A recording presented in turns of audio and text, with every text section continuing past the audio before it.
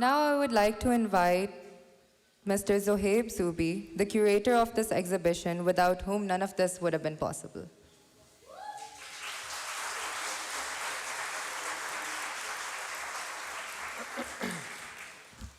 Assalamu alaikum, everyone.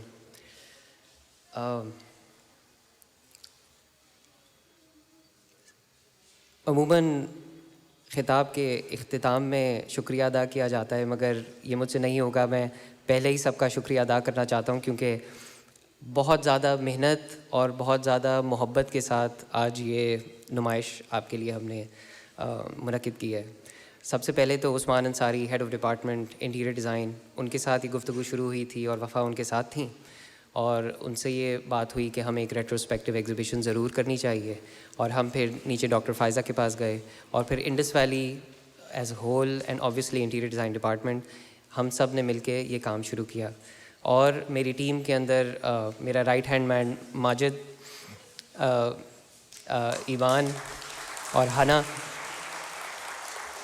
ان کی انتھک محنت کے بغیر یہ کچھ بھی نہ ہو پاتا. So thank you every one, and obviously بے شمار اور لوگ جنہوں نے ہمیں بہت مدد کی یہ سب سیٹ اپ کرنے میں. پاپا کے اتنے سارے جاننے والے، محبت کرنے والوں کو ایک ساتھ دیکھ کے ذرا دل ذرا بھاری ہو رہا ہے.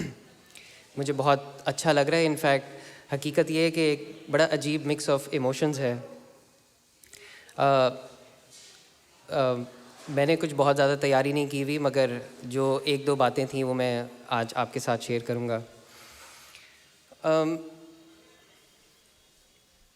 جمعرات کا دن تھا اور صبح دانش صاحب آئے. وہ تہمینہ ان کے ساتھ ہی بیٹھتی ہیں، تو انہوں نے اپنی USB ان کو دی، تہمینہ کو، میری وائف، اور ان کو کہا کہ میں اپنی آپ بیتی لکھ رہا ہوں، تو آپ اس کو دیکھیں کہ کیا یہ کتاب کی شکل لے سکتی ہے.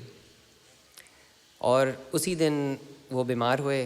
ان کو ہمیں بعد میں پتہ چلا ڈینگی ہے، اور وہ جو 4 دن ہیں وہ پلک جھپکنے میں ختم ہو گئے، اور وہ ان کا واپسی کا سفر تھا.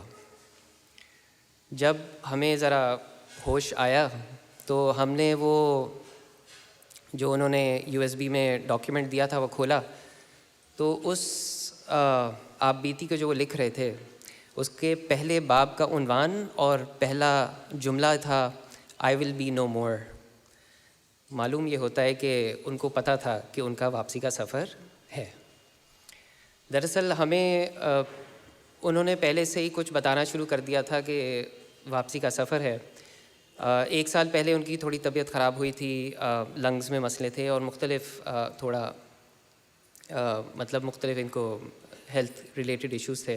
مگر انہوں نے وہ پورا سال ایسی ول پاور کے ساتھ گزارا کہ وہ کام بھی کر رہے ہیں، پینٹنگ بھی کر رہے ہیں، اور ظاہر ہے بالکل پھر پڑھانے بھی لگے تھے. یہ عثمان آپ کو اس کے بارے میں بتائیں گے زیادہ. تو بالکل انہوں نے ول پاور کے ساتھ یہ پورا سال گزارا. ہم نے جب یہ فیصلہ کیا تھا کہ ہم یہ کیوریٹ کریں گے شو، تو ہم نے سوچا کہ سب سے اہم چیز یہ ہو سکتی ہے کہ انہی کی آواز کو استعمال کیا جائے پورا شو کیوریٹ کرنے کے اندر. تو ان کی آپ بیتی کے اندر انہوں نے اپنی زندگی کے مختلف ایسے جیسے ایونٹس، ان کی کچھ سمجھیں اسکیچز کی صورت میں ہمیں چھوڑ دیے.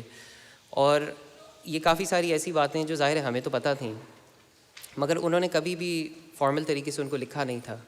مگر جب ہم نے وہ آپ بیتی پڑھی تو ایک ایسا نظر آیا، ایک خاکہ نظر آ رہا ہے، اور یہ نظر آیا کہ ان کے جو 7 ڈیکیڈز ہیں اس کے اندر انہوں نے کس طریقے سے کیسے زندگی گزاری. تو ہم نے یہ کیا کہ نیچے کی جو نمائش ہے آپ کے لیے، ہم نے کوشش یہ کیا ہے کہ ہم ایک ایسا ایک میز بنائیں کہ جس کے اندر آپ کو ان کی 7 ڈیکیڈز کی ایک تھوڑی سی انٹروڈکشن ہو جائے.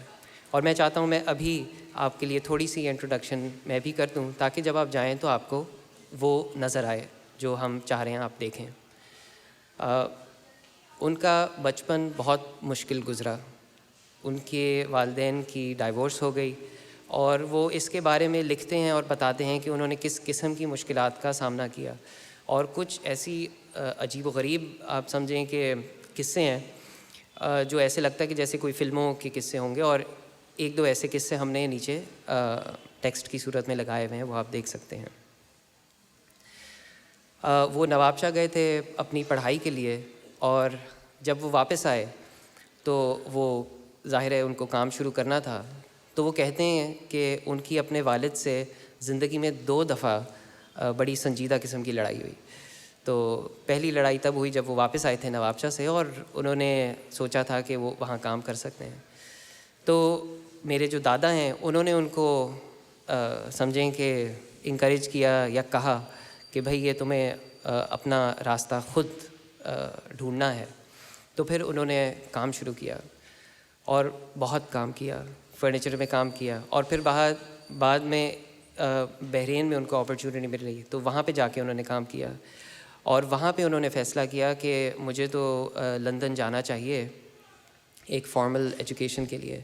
تو پھر وہ وہاں سے لندن گئے اور وہاں پہ ان کو بہترین ایکسپوجر ملا، اور انہوں نے ایک formal degree in interior design لی. اور وہ جب لے کے واپس آئے تو پھر انہوں نے دوبارہ سے یہ سمجھا کہ شاید اپنے والد صاحب کے ساتھ کام کریں گے، مگر پھر سے ان کا ایک وہی پیغام تھا کہ تمہیں اپنی آگے خود ہی اپنا مستقبل بنانا ہے. اور وہ پھر اتفاق سے وہ شاہد انکل کے پاس پہنچ گئے اور وہاں انہوں نے کام کیا. اس کے بعد 1989 کے بعد، اور یہ نیچے آپ کو نظر آئے گا، پھر آپ سمجھیں کہ آگے انہوں نے آپ سمجھیں کہ ان کے اندر جو جینیس تھا وہ بالکل اس کی اڑان تھی. ایک طرف وہ ڈیزائن کر رہے تھے اور بے شمار لوگوں کے لیے کر رہے تھے، اور انٹیریئر ڈیزائن کے شعبے کو انہوں نے آپ سمجھیں کہ ایک وہ جگہ دی جو مطلب ایک بہترین جگہ دی. اور اس کے ساتھ ان کو شہر کے مسائل، ملک کے مسائل، اور ظاہر دنیا میں جو چیزیں ہو رہی ہیں اس کے بارے میں بہت زیادہ حساس تھے. تو انہوں نے اس کے اوپر ریسرچ بھی کی اور بہت سارا اور کام کیا، اور آج امبر آنٹی موجود ہیں، وہ اس کے بارے میں بھی ہمیں بتائیں گی. اور جب یہ بہت زیادہ کام کیا، بہت عروج پہ تھے، تو اسی دور کے اندر انہوں نے پی آئی ڈی کو بھی کام کیا، اور اس کی بھی آج ذکر ہوگا، اور انڈس ویلی کے اندر انہوں نے انٹیریئر ڈیزائن کا جو اس کو فاؤنڈ کیا. جب آپ 50 سال کے ہوئے اور آپ جب سمجھیں بالکل اپنی پیک پہ تھے، تو وہ آپ سمجھیں کہ اس وقت اللہ تعالیٰ نے ان کے لیے کچھ آزمائش جو ہے وہ آگے لے آئے. سن 2000 میں ان کے والد صاحب فوت ہو گئے، سن 2001 میں ان کی والدہ فوت ہو گئیں، اور سن 2003 کے اندر ان کی بیٹی کار ایکسیڈنٹ میں اللہ کو پیاری ہو گئی. شاید ہم عام لوگ یہ نہیں سمجھ سکتے کہ اگر والدین کے اگر بچے ان سے لے لیے جائیں تو ان کو کیسا لگے گا. تو جو دانش صاحب کو اچھی طرح جانتے ہیں وہ یہ سمجھتے ہیں کہ اس کے بعد سے وہ دانش نہیں رہا. اس کے بعد آپ سمجھیں کہ کام کرتے رہے، آگے بڑھتے رہے. اور جو ایک اچھی چیز ہوئی وہ یہ کہ انہوں نے اپنے صدمے کو فیس کرنے کے لیے انہوں نے اللہ تعالیٰ سے واپس ایک ناطہ جوڑا، اور انہوں نے 20 سال قرآن کو اسٹڈی کیا. ہمارے پاس آج اپنی ہارڈ ڈرائیوز میں ایکسل شیٹس ہیں جس میں ان کی نوٹس ہیں جو وہ پڑھ رہے ہیں، تو وہ سب لکھے ہوئے ہیں. اور ان کی جو سیکنڈری ریسرچ تھی ظاہر قرآن کے اوپر، وہ اس کی بھی ایک بڑی زبردست ایک چیز ہم نے مل کے تیار کی ہے، 99 lessons to live a good life from the Quran, اور وہ نیچے موجود ہے، وہ آپ دیکھ سکتے ہیں. ان کے کام کی کیا اہمیت ہے، یہ پاکستان کے لیے کیا شخصیت تھے، I will leave that to our guests. ہمارے بہت قیمتی ہمارے گیسٹس ہیں، کچھ ہمارے لاہور سے آئے ہیں، اور وہ اس کے اوپر زیادہ روشنی ڈالیں گے. تو میں صرف یہ چاہ رہا تھا کہ آپ کو ایک جو ہم نے کیوریٹ کیا ہے وہ بتا دوں. آپ کے آخری 10 سال سمجھیں اس کے اندر انہوں نے کچھ آرٹ کی سیریز پہ کام کرنا شروع کیا تھا. ایک ہے وہ ڈرپ آرٹ سیریز کے جس کے اندر وہ آپ سمجھے رنگوں کے ساتھ کھیل رہے ہیں، اور ایک ہے جس کے اندر انہوں نے کہا تھا کہ جو سوشل ورکرز ہیں پاکستان کے جو سب سے بہترین ہیں، میں ان کے لیے کچھ کرنا چاہتا ہوں، تو ان کے پورٹریٹس بنائے تھے. اور یہ سب یہ ان کی لاسٹ آپ سمجھے ورکس ہیں, یہ شاید کسی نے بھی نہیں دیکھے, تو یہ ہم آج یہاں پہ ہم نے لگائے ہیں. تو میرا خیال ہے میری طرف سے یہ ہے, اور میں آپ سب کا بہت دل سے شکریہ ادا کرنا چاہتا ہوں کہ آپ یہاں آئے. یہ میرے لیے بہت زبردست بات ہے, اینڈ آئی لک فارورڈ کہ آپ نیچے ہماری نمائش دیکھیں. Thank you.